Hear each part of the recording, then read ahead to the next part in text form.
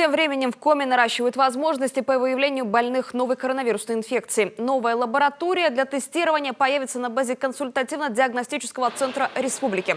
Уже в эту пятницу лаборатория будет запущена в работу. Об этом накануне в своем видеообращении к жителям региона рассказал Владимир Уйба. А еще руководитель региона сообщил о введении карантина в 4 городах Коми. И принято решение о введении ограничений на въезд в 4 городах. Это Воркута, Усинск, Печора и Ухта. Ограничения связаны в первую очередь с теми категориями людей, которые въезжают на работу. И это очень необходимо и важно сделать именно сейчас, потому что эти города у нас пока без заноса, кроме Ухты.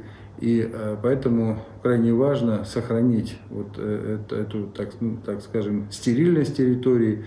Поэтому все въезжающие, в первую очередь работающие по вахтам, руководители будут вынуждены, это вынужденная мера и обязательная, 14 дней соблюдать карантин. Для того, чтобы, если кто-то приедет заболевший в стертой форме или в скрытой форме, чтобы за эти 14 дней карантина мы могли выявить человека и направить на лечение.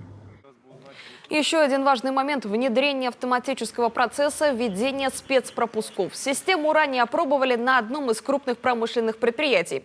Она хорошо себя зарекомендовала, потому уже с этой среды новшество будет внедрено повсеместно. Плюс в том, что человеку не потребуется носить с собой бумажный пропуск, выданный ему на работе. Правоохранительные органы смогут проверить разрешение на передвижение по городу с помощью данных паспорта.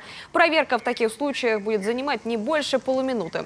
При этом, что важно, до 30 апреля выданные ранее бумажные пропуска также будут действовать. Сделано это для того, чтобы не вносить лишнюю сумятицу. А до конца месяца все работодатели успеют внести данные своих работников в новую электронную систему.